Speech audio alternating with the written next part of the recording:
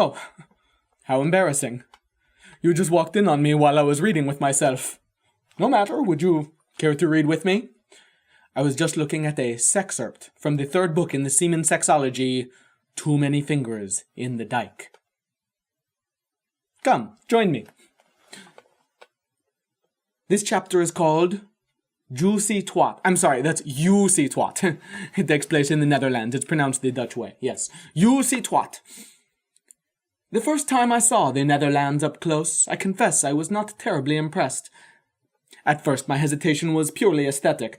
At the north end is a peninsula jutting forth into the North Sea, and off the coast of that peninsula is an archipelago that extends north and to the east. Altogether, the grouping looks not unlike an uncircumcised leprous phallus ejaculating onto the back of Europe. That diagnosis is not entirely inappropriate given the rate of unwanted fluids constantly entering the Dutch mainland. You see, the Netherlands are not called that because they are geographically south of anything, but rather because a great portion of them lies below sea level. They used to be so swampy that no one would ever go there, and even those brave souls that attempted a descent into the swampy bogs would invariably turn tail and head to higher ground the minute they caught whiff of the smell. Who could blame them? The place was so unclean.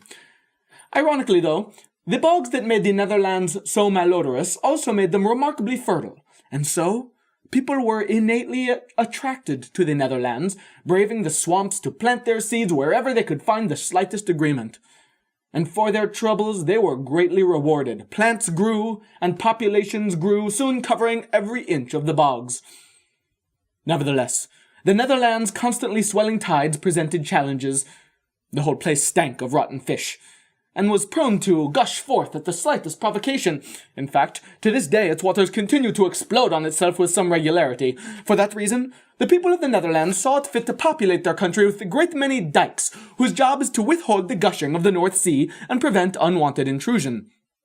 Today, the Netherlands boast the world's largest population of dikes. If one were to extend them all shoulder to shoulder, they would reach some 2,000 miles, 6 times the length of the Dutch coast.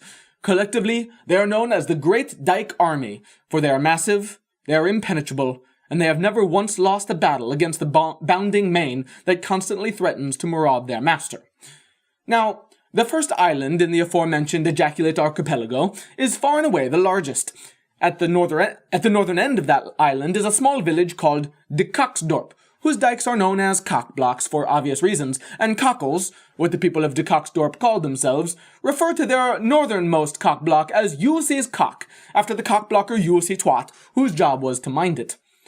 And so here we begin our tale, in bed with the so-called Juicy Twat, on a dark, dank morning, cold but humid like so many mornings in the area. Juicy Twat was sound asleep, hands between her legs, dreaming of a yodeler with bright red lipstick doing extraordinary things with her mouth and tongue. As she roused, she noticed a wetness in the general area of her nether regions. Given the dream that had ravaged her sleep, the reaction was neither unexpected nor unwelcome, though she did notice it was a gush quite more considerable than normal. It wasn't just the space between her legs that was wet, it was her whole thigh, and the sheets too, and some areas were so sticky they might have been that way for hours. Well, she thought, I haven't had that experience since I first learned to ride a bicycle. She clamped her legs tight around her hand and began to rub the blade of her wrist up against her snapper. The warmth of Adam's cave contrasted sharply with the penetrating cold that existed outside her quilt, a contrast which only became more pronounced as she pestled her mortar with growing enthusiasm, and the pie's juices flowed hotter.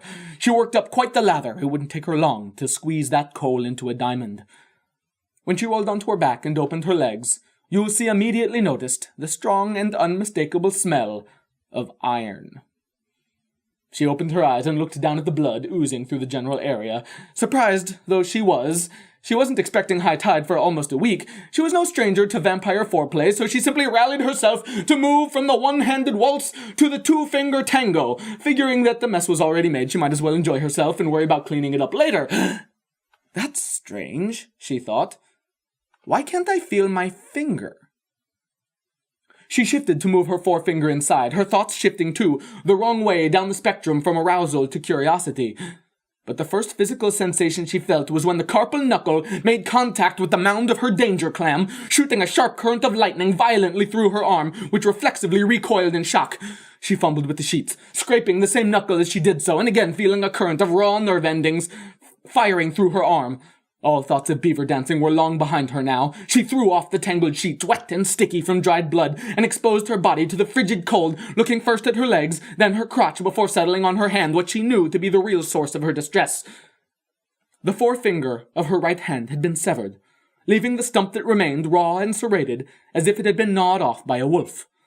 Dark, red, clotted blood appeared where her finger should have been, the scab partially torn off by her recent gesticulating. The reopened wound oozed blood, but it was a trifling amount compared to the quantity of sanguine fluid that covered every inch of the bed and herself. Her mouth agape, Yulcie struggled to draw in a full breath. She coughed, sputtered, choked. Then, once she expanded her lungs successfully, she screamed. Thank you so much. Too Many Fingers in the Dyke comes out tomorrow, Saturday, March 4th.